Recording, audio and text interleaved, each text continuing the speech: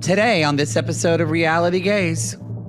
Main title shoot, more like mean title shoot. Curtain up, because Whitney's a Broadway baby. And swap out the pig's blood with dirty soda. Taylor goes full Carrie. Roll it, Christina. RG on YT, y'all. Get down tonight, Daddy. It's time for Reality Gays. We're here to cover another reality show.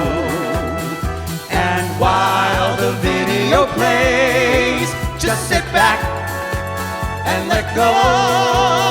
Now, you may be thinking, where'd the theme song go? We made this little switch because copyright's a bitch. We got 90 Day, Mormon Wives, Lala, and more. And now you can watch us, you whore. You like to watch. You dirty slut. Yeah, you know. Like it, don't you? A little too much. Ooh, moist. RG on YouTube, y'all. I want to show my creamy shoulders. And maybe my nipple. Poodle, no!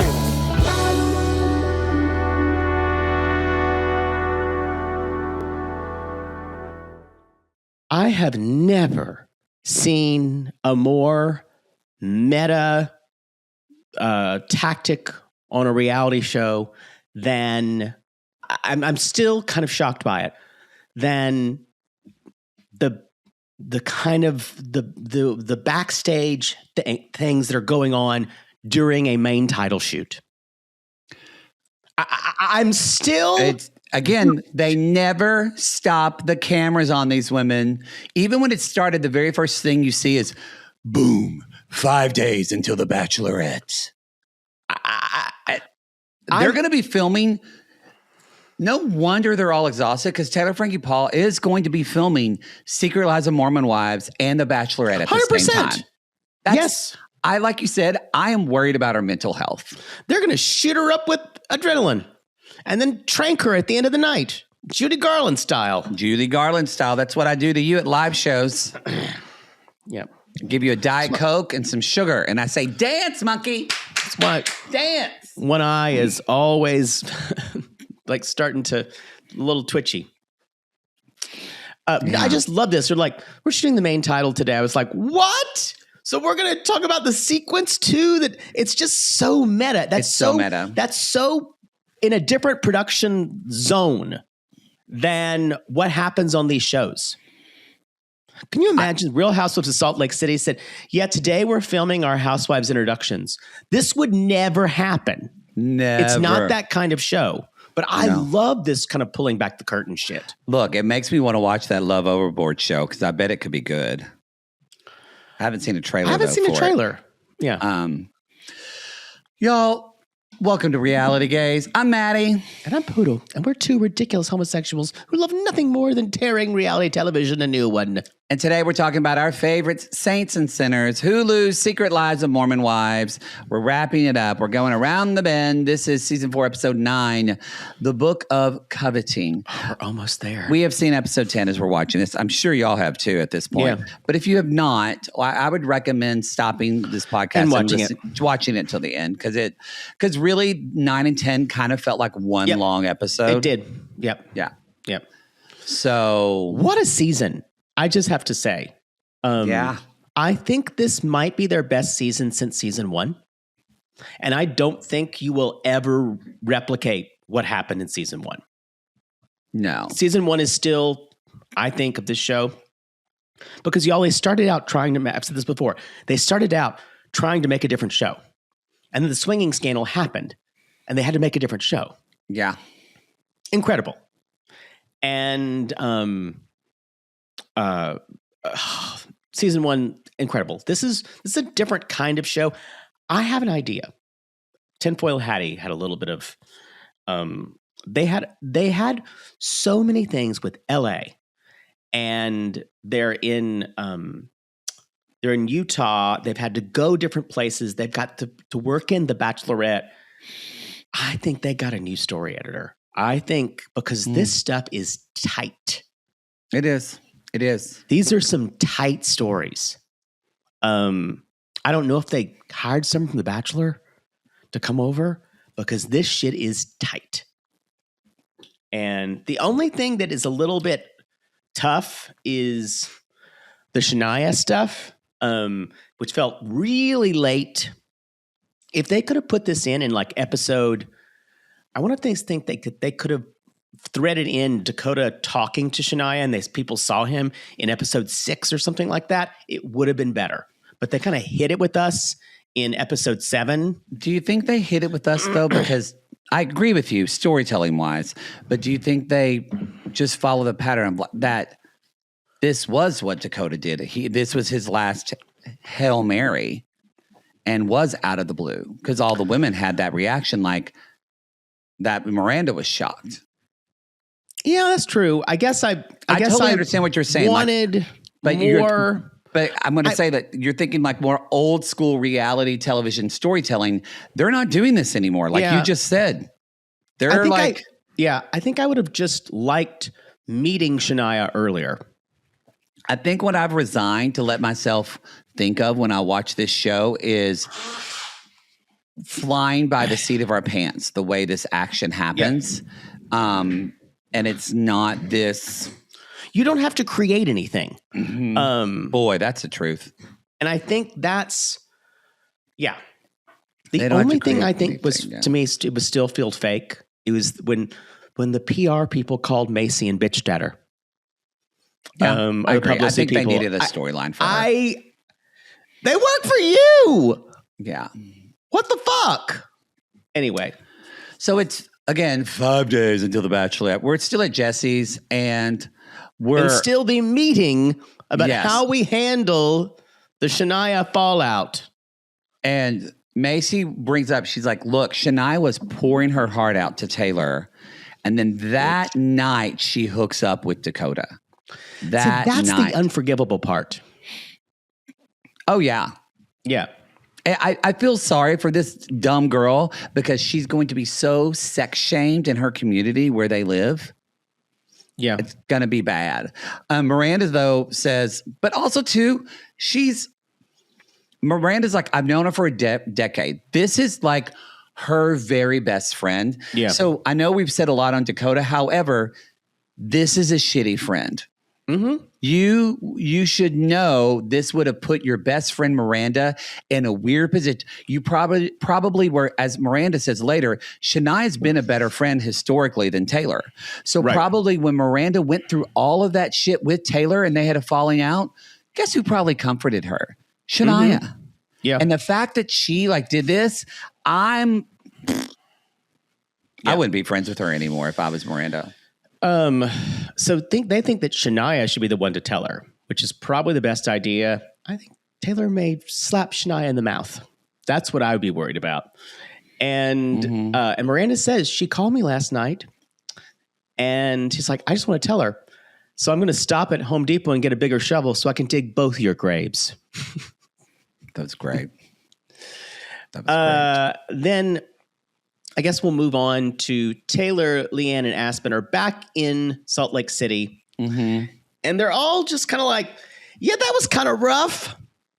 But we're so excited about The Bachelorette. And if you meet your person, great. If you don't, you can still learn a lot of lessons. Feels like the end of an after-school special. Yeah. Mm-hmm. And then Taylor's like, oh, this is where you always... The thing about Taylor is that she, as much as she can be kind of quick to react and go on to other things, when she opens up what she's actually thinking, you understand why she's relatable. She goes, I keep thinking, why did I get the opportunity out of all these other girls? Basically, all these girls everywhere. Because I come with so much baggage. Mm-hmm. She doesn't believe in herself. But the sister's there, but you have so many amazing qualities and someone's going to see that.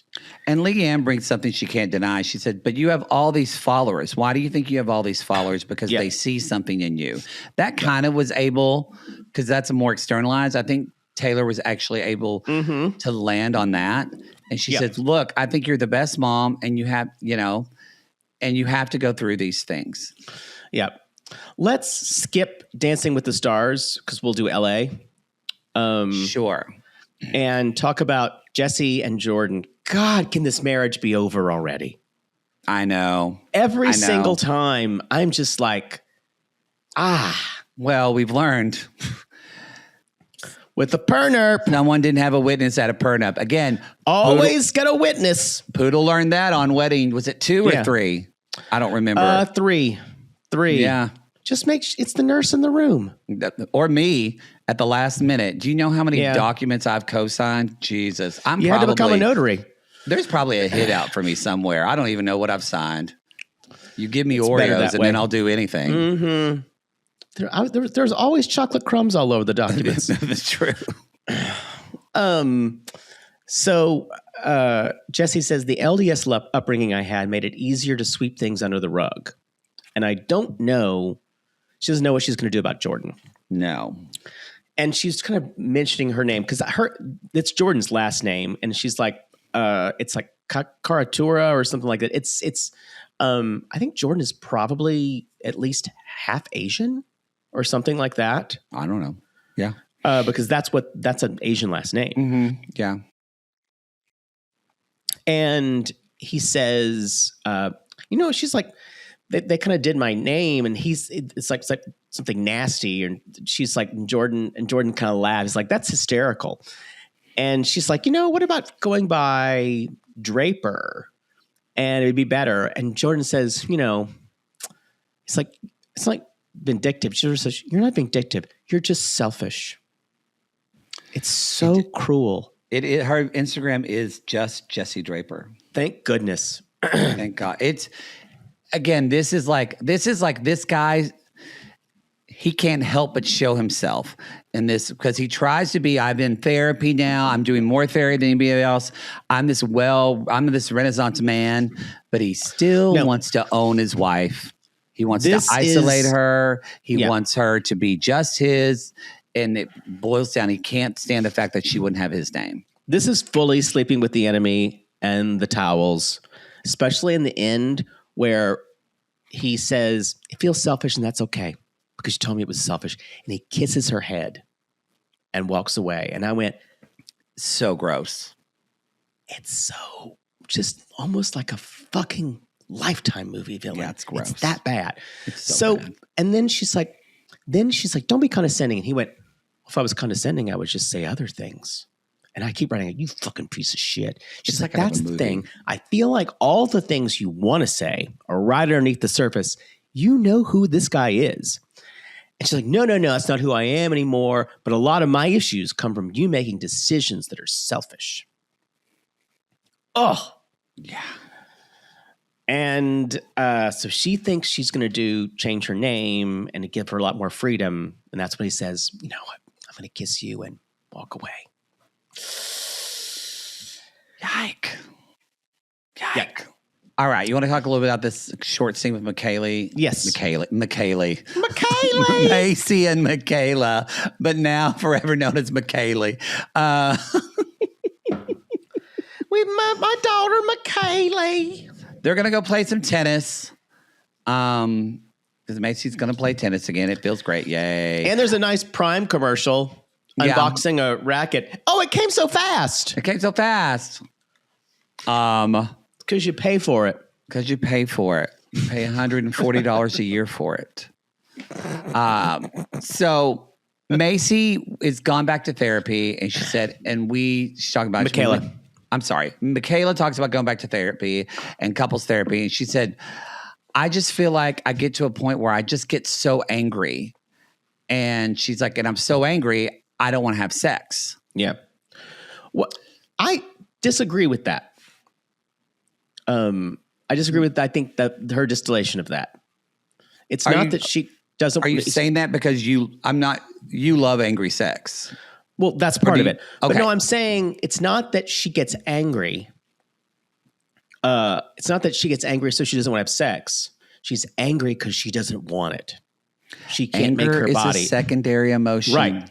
Yeah, there's something underneath that. The not wanting to have sex thing is still your body is still wrapped up in its own trauma. Mm-hmm. So your body is telling you, your body hasn't caught up with your mind. No. And she said, and this is the problem. She's like, I don't think I have any motivation to do this. And I don't mean it's a problem of her, but it's like, then if somebody in the therapy room says, I don't have any motivation to do this, and then I'm like, nothing you can do. When there's nothing I can do. Exactly. Till you're at that place where you want to do it. Because if you don't want to do it, because people don't do, I say this all the time, y'all, people don't do things until they have to. That's the way humans work. Most of us do. So and she's like, but I don't know how he's been holding on for so long. I don't know how much longer he can do this. Meanwhile, Jace and Connor have this FaceTime. I love Connor so much. He's a good friend. If he ever does get divorced from Whitney and comes out, he's going to have so many gay guys into him. Oh my God. He's so, so Jace is like, I want to get your advice. He said, we're basically still in the same, y'all, if you think about it, the last time we saw them, they're in the exact same place. Mm-hmm. He said, we feel stuck. And Connor's like, well, what do you want? And Jace starts crying. And it's kind of this, they're intercutting because Jace is crying. Meanwhile, Macy's crying, listening to Mikayla. And it's just, Jace is like, I just want to feel like, it's so, y'all, because Jace is such a good guy. And he's like, I just want to connect with my wife again. And I want to feel loved by my wife. What about when you heard Mikayla saying, kissing is harder than sex for me? Oh, yeah. When she said it's a trigger for me. That's really deep. That's just really deep. I don't know what to say because I think then because of that experience is related to so much shame for you and so many things that were by no means things that were done to you that were horrible and that were none of this is your fault, but you can't get past that.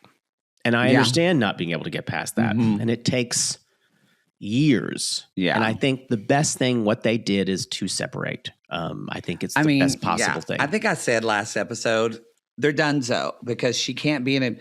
And unless she goes to a lot of therapy, she has no business being in another relationship until she can manage this.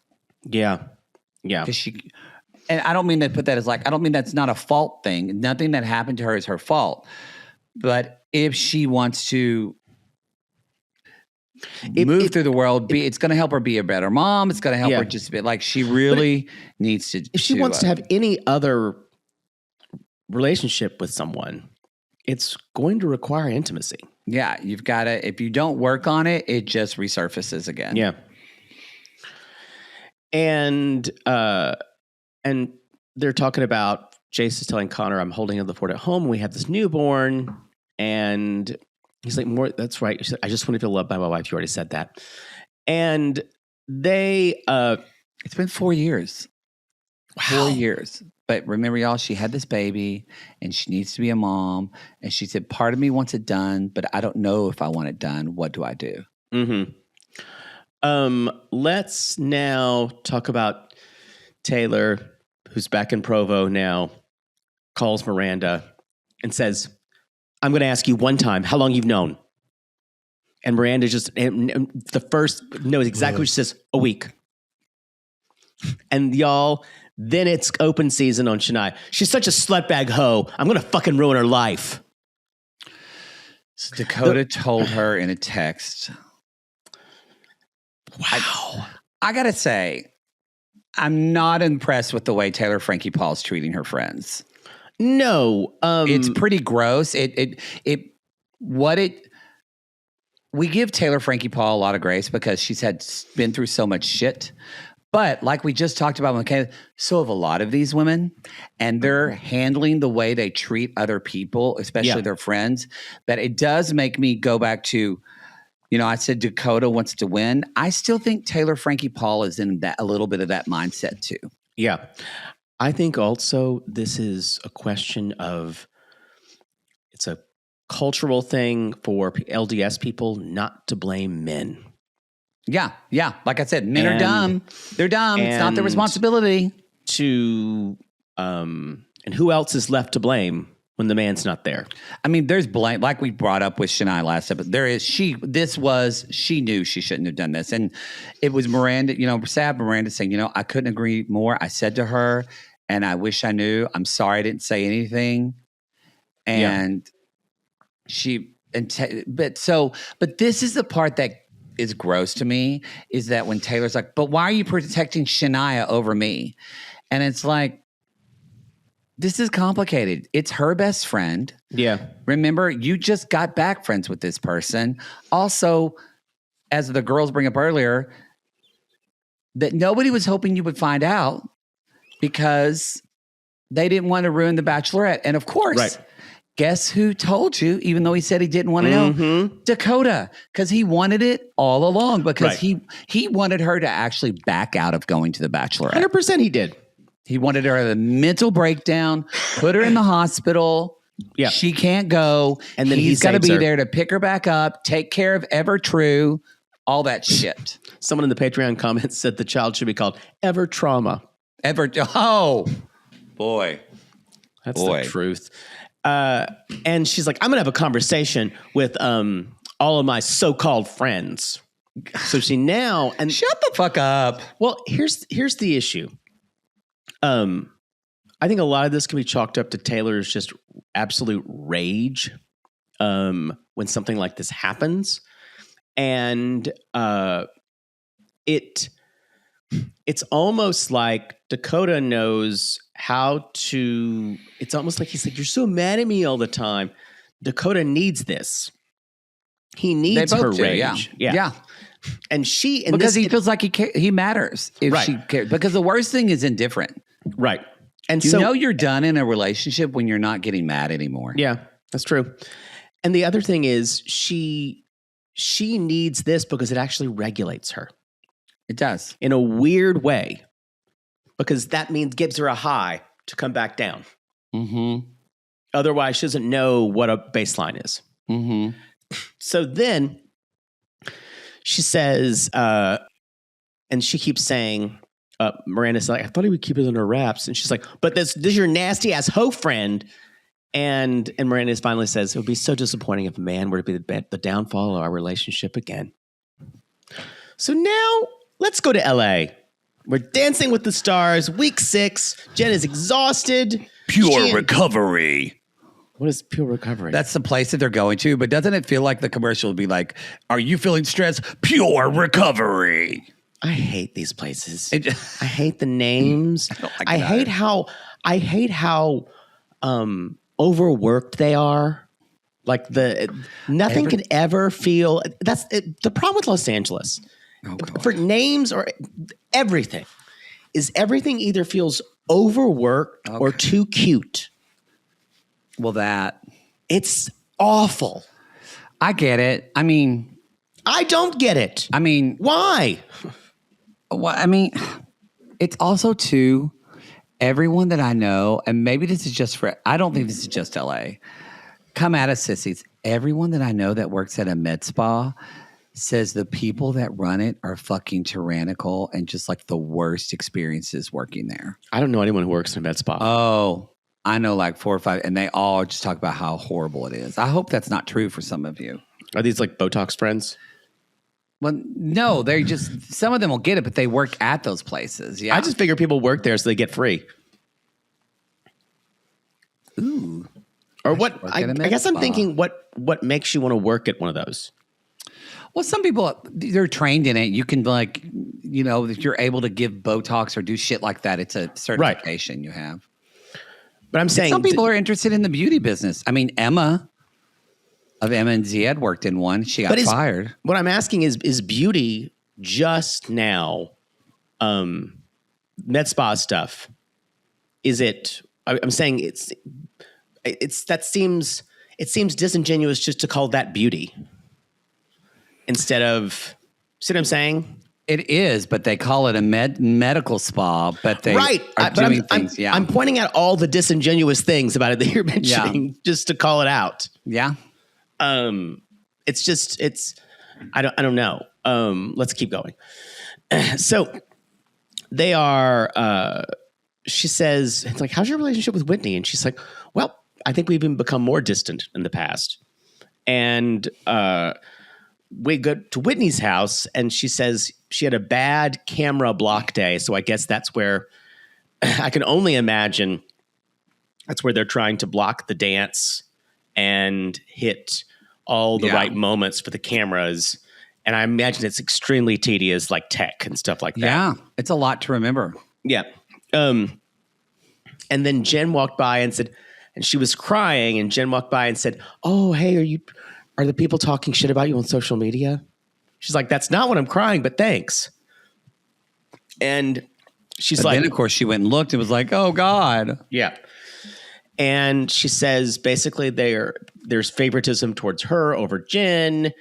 And I think Jen was talking about how too that she just feels like Whitney was, she was hyping me up in the background, but she never, unless it's on the show, she never calls me outside of, unless it's, where she can be seen as supporting me. That's the only time I really get it. Right. I like that. She said we barely talked, and I wrote we barely topped. Well, there you go. There you go. Zach's like, well, I don't know if you heard, but Whitney got offered a spot on Broadway, and she's going to be the main character on Broadway. The main character, the show Broadway. The show Broadway. After and she says she'll be the main character on Broadway after being the main character on Momtok. And y'all, this is just pure resentment from Jen. This is pure jealousy from Jen. It's going to come out in this thing.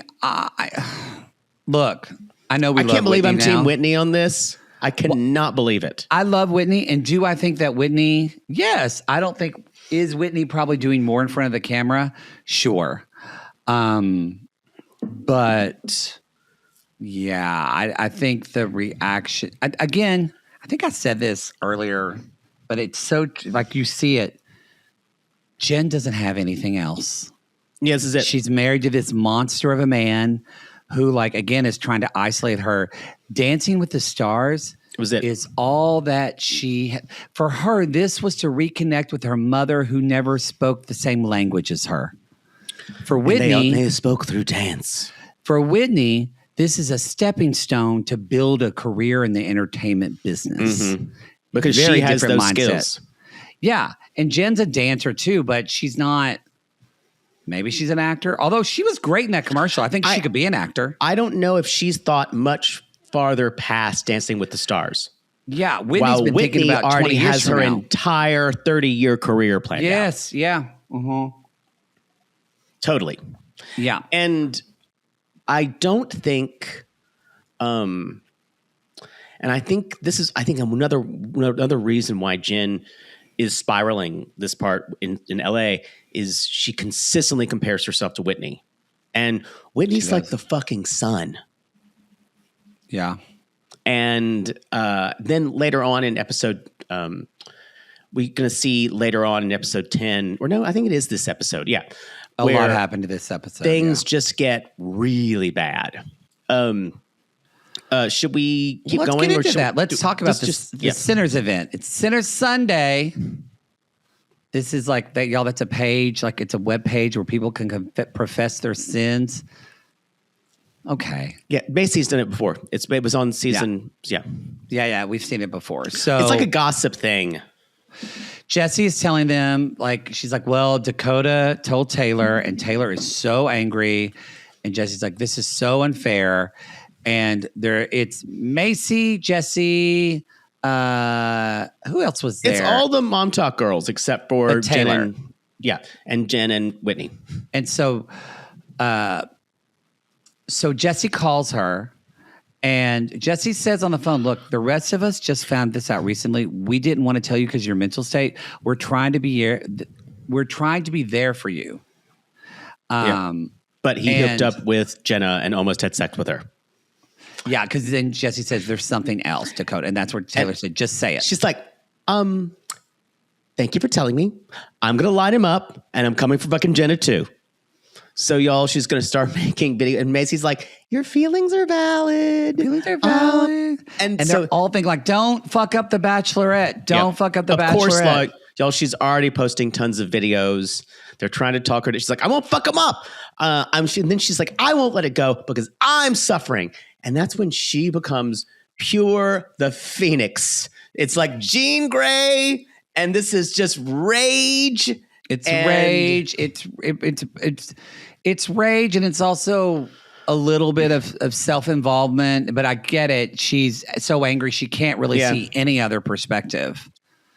Yeah. And Mayci tries. Yeah, go ahead. Mayci thinks that that there's another brilliant insight about Dakota. She's like, he hooks up with all her friends. It's an isolation tactic. Yeah. And the producers like sitting there with Taylor, and the producer's like, I'm sorry. And she's posting all these petty memes, and Jesse's trying to say, this doesn't look good when you're about to be on The Bachelorette.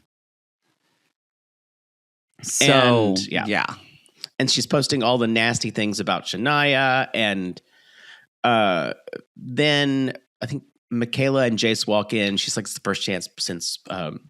because they're not doing well. Layla comes with Mason, who looks really good. Really good. And don't worry, y'all, though. She's going to fall apart, too. They all unravel practically at the end of this season. Yeah. It's just not great. So Taylor posts a story. It's like, anyone associated with these people who are praying for my downfall. This is when it does start to get a little bit like, this is someone who is not just dysregulated. This is like psychosis or something. No, Taylor Frankie Paul, she will be diagnosed with like some type of like, she will be diagnosed with something. I don't want to say what it is but down the road, she's going to have something. It's also, I just want to say, this is emotional abuse to your friends. Yeah. It really, because you could say, well, it's just online. No, I say that because y'all forget, social media is their real life. For them. It is their life. It would be the same as like, us like shit talking somebody like that's close to us on our pod. This is our business. And so for her to take that and throwing her friends under the bus, it's really, I kind of feel the way Miranda feels about all this. I would kind of be like, okay, Taylor and I get along, but I'm going to keep you at an arm's distance. Yeah. So she basically says, she's like, if Taylor says, if Miranda is still friends with her, she must, because she posted a video with her for 3 days ago. And Miranda's like, I'm here. I can hear you. And she's like, look, I found out about the rest when everybody else did. And she's like, it matters to me as a friend. And then she starts screaming, I don't care what's fucking fair, blah, blah, blah. And Miranda, this would have hurt you whenever you found out. Miranda's crying. And that's when she says what you said before. Shania's been a better friend to me than Taylor ever has. She's not going to like what my decision is. Yeah, if she gives me an ultimatum, she's not going to like it. Yeah. And but she says, I think, is it Jessi who says this?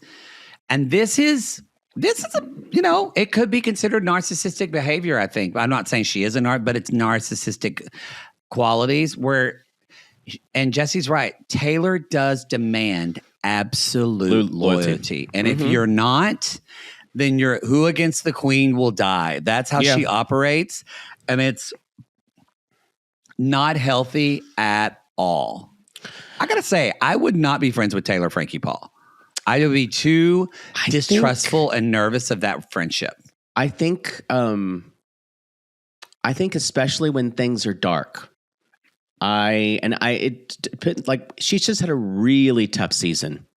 She's had a tough season, but I want to say because of her, the cast has had a tougher season because they've been her emotional punching bag all season trying to build her up. And what's going to happen is it's been the main point. Yes. These friends are finally, I know because as someone codependent, I've lived it. Eventually you just get so fucking exhausted and you're like, I'm done. Go with God. I'm not even mad at you. I'm apathetic anymore, and I'm not going to build you up. I think this may be a little different because their financials are involved with hers. Mm-hmm. That's why I still listen to you. All right. Great. That was good. Admit it. That was good. I'd laugh. I actually didn't laugh. I more appreciated it. That was normally something you would say. Yeah, that's what. I'll cut you loose whenever I need to. Oh, you're gonna get famous on Big Brother, and then I'm gone. So, Mikayla and Jace, the next day, they stayed up late talking about the separation. They decided on it, and it looks like that. He says, for me, the situation would have to be to commit to trauma therapy so your nervous system just doesn't consistently freak out. And then he even says, maybe we don't get back together until you can kind of commit to our relationship. And that's interesting. He's trying to say, kind of put a more realistic spin on this. Like, in other words, until we both figure out what we want and we both can figure out a pathway to change or a solution, at least a pathway to a solution, we should not get back together. And Mikayla's basically like, in a way, I think it's definitely the best thing for him. But I wonder if it's the best thing for her. But I guess he's having to, find something that works for him. I think it possibly could, in that, like, because this isn't about him. So at this point, she's just hurting him more. And she's feeling so much guilt of trying to emotionally take care of someone in the room who she has as she said, no desire to take care of in that way. Yeah. I actually think a separation would be good for them. I don't think they'll end up getting back together. I don't think they'll end up getting divorced. I don't see any way of reconciliation. I think mostly because. Oh, sorry. Go ahead. You know why? Because she says our marriage is so good. But besides the intimacy, that is. But that's her experience. And whereas exactly, where he says, "I just want to feel like my wife loves me." So his marriage. The core of what a good marriage is terrible. He's going to get out of this, probably thinking he's going to get back together. And then I don't know if it's going to take 2 days. I don't know if it's going to take a week, a month, whatever. One day he's going to feel like a weight has been lifted off of him. And he can someone's going to give him attention that makes him feel seen and desired. And that's it. Yeah. But Mayci's picking her up. And she's like, as sad as it is, I'm going to take comfort. I have a good support in Momtok, and I need to heal myself first.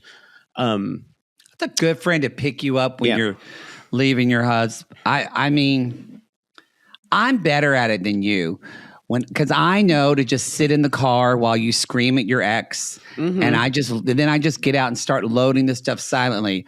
When you picked me up from my own ex, you end up just telling me to get in the car and scream at my ex and throw things at them. Yeah. It's nice. If you need someone to be angry for you, Poodle's your guy. I'm really good at that. I'm a good anger proxy, anger translator. Like you're Key and Peele. Yeah. I'm really good for that. I can tap into other people's anger. He's a ride or die, y'all. He will. All right, let's get to the main title shoot. The main title event. Again, the most meta thing I can imagine. I know, it's pretty incredible. I love that Mayci said, "We'll see how this goes." Whitney and Jen show up because it's the first time they've seen Mayci since they skipped on her book of it. And Whitney should have gone. I totally think you're right. I don't care how tired you were, bitch, you should have gone. The only one who knows that Mikayla's separated is Mayci. And everyone's kind of freaked out what Taylor's going to do. And then Miranda basically says, last time I was the middleman during the swinging situation. Mm-hmm. And I had to keep the secret from the other wife. And I was doing a lot of giving and not a lot of receiving. And now I'm basically doing the same exact thing. Yeah. Taylor is like an hour late. She shows up and she's like, well, she either shows she's late or as Macy said, she's last on the call sheet. sheet. They said, we're not Taylor Frankie Paul. You have a different call. Right.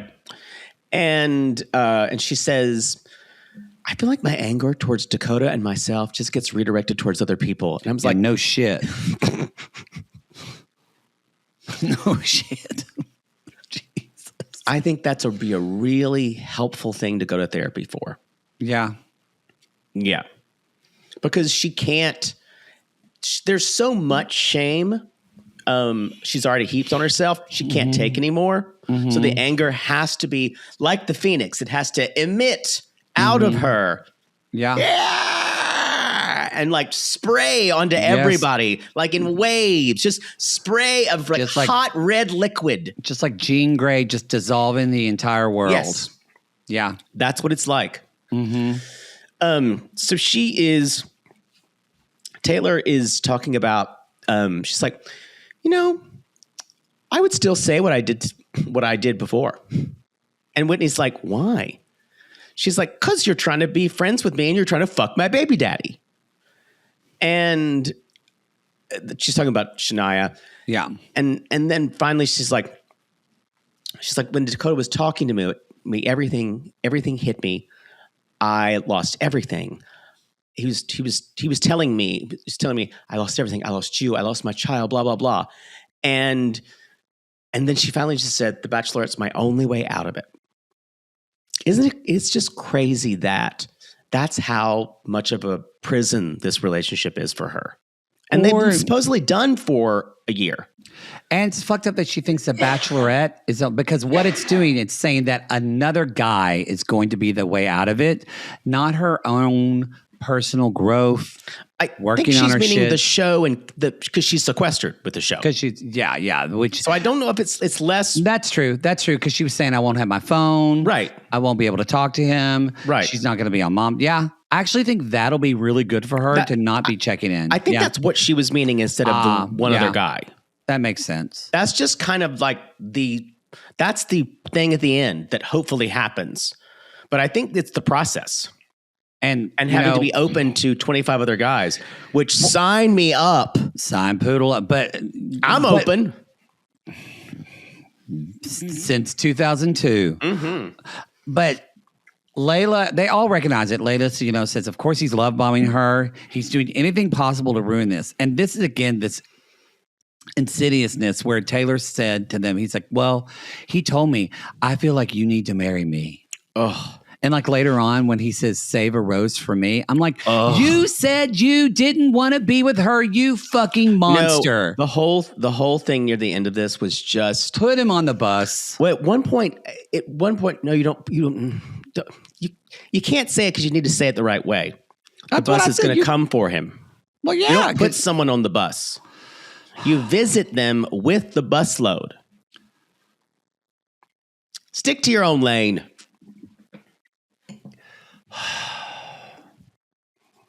We're on the bus.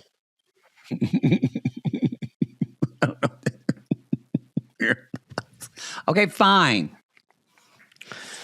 So later, Whitney and Jen are just kind of practicing dancing, trying to having some downtime. And Whitney says, hey, I need to tell you about something. I need to tell you about Chicago. And this is what I don't understand. Why couldn't Jen have just pretended not to know? Agreed. I don't know what this helped. She's like, oh, I heard from Zach.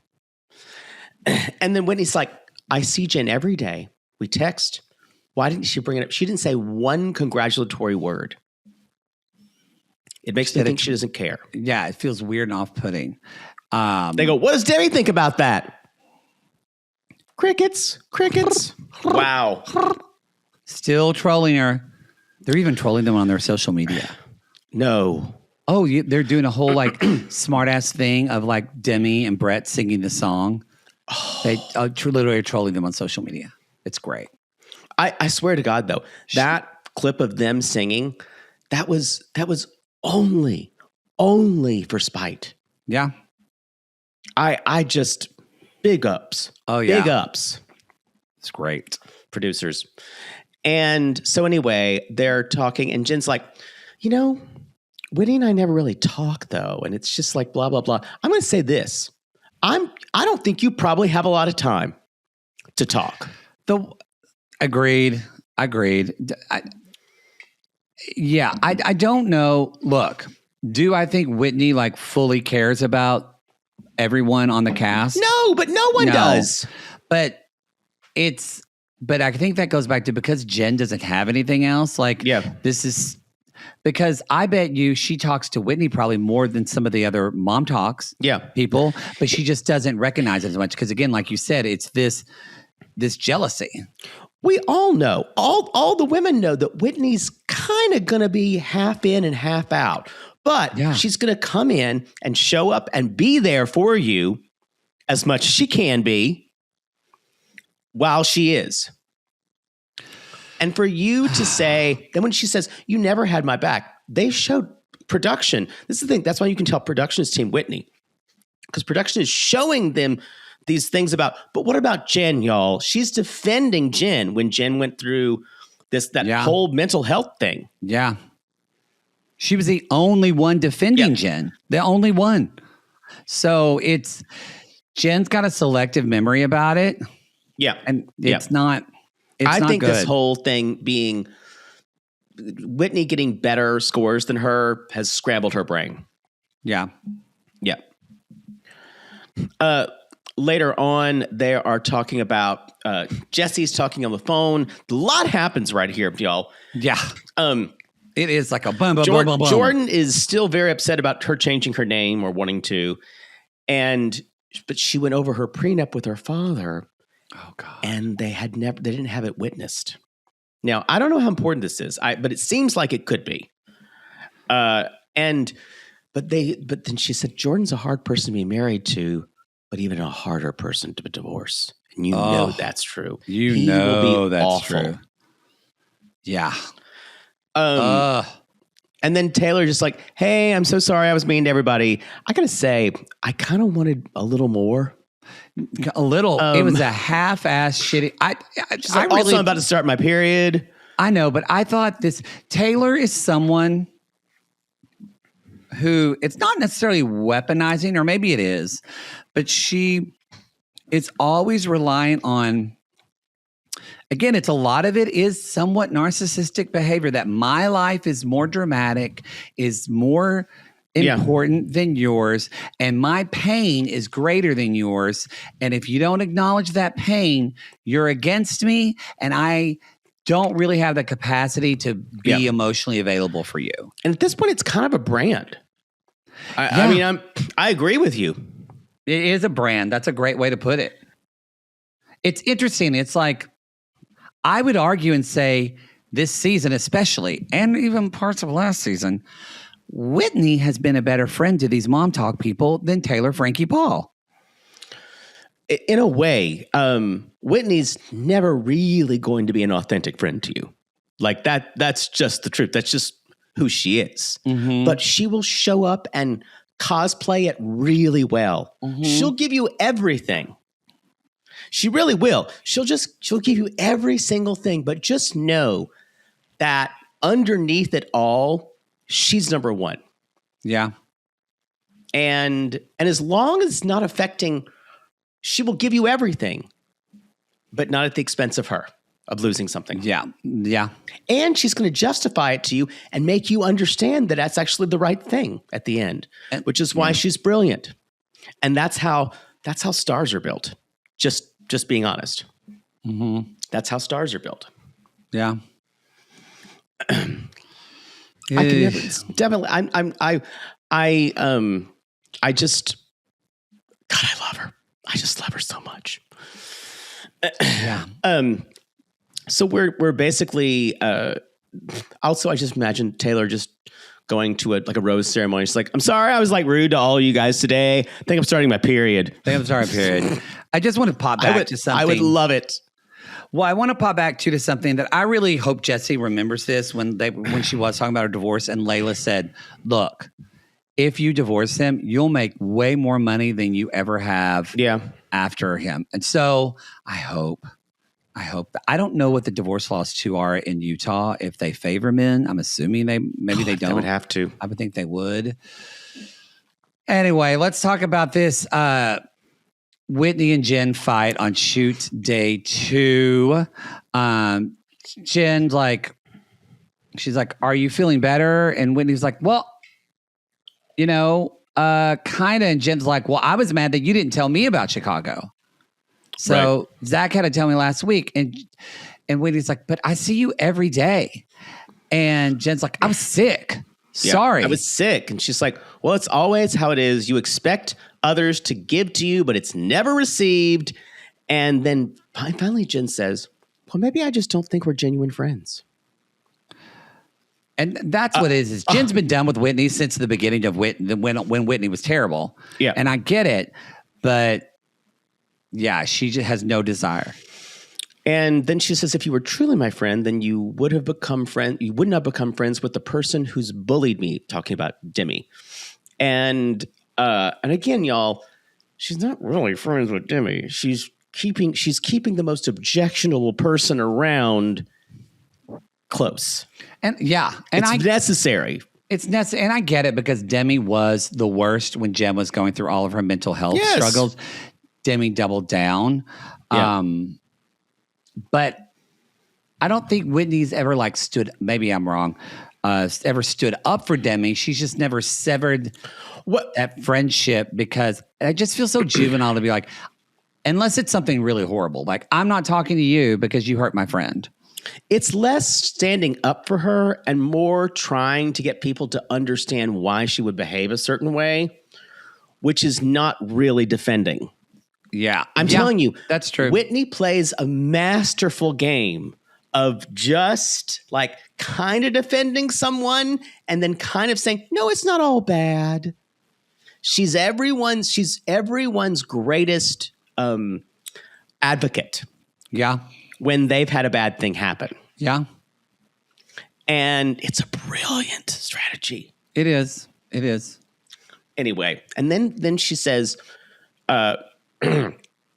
she's like, "Well, you were nice to me in season 2 and the moment I left." And she's like, "No one wanted you around and I vouched for you every single time." Roll clips. And Whitney is... And Miranda co-signs and says, "Jen, that's true." Yeah, everyone's telling her this. And even the other girls are just like, "Yeah, that hasn't been my experience." And then she brings up Demi again, and Whitney says, "Shut the fuck up. I can be friends with different types of people. I can have one relationship with one person, and you said you were fine with it. And they showed a clip of it." Yeah. I'm telling you, when production starts showing clips in your favor and not someone else's, you're at its better. And that means you're the person in the wrong. Forever and ever, amen. And God closed the book. Oh, for sure. And then when you have that on top of Layla saying, "I feel like if we don't show up in complete support for Jen, then we're going to hear it later." Yep. And Miranda brings up again, I feel like Whitney was there for you. Mm-hmm. And I wrote down the performance that Whitney is doing right now in this kind of, it's authentic, but also Whitney as actress. Oh, yeah, because she screams and then she walks out and we see her looking at the camera going, "Shh." I know. It's a great edit. It's so good. Layla called it when she said, "I think this is a battle between friendship and fame." Yep. And I think that's it. Yeah. And then she says, "You don't think we were friends? Fuck you." Fuck you very, very much. And that is the episode. That is it, y'all. 9 down, 1 to go. What a season. Boy, what a fucking episode. Y'all, thank you so much for listening. We appreciate it very much. This has been what a great season. What a ride. And we're almost there. So this is Reality Gays saying goodbye for now. And we leave you with the strong and immortal words of the sage Demi.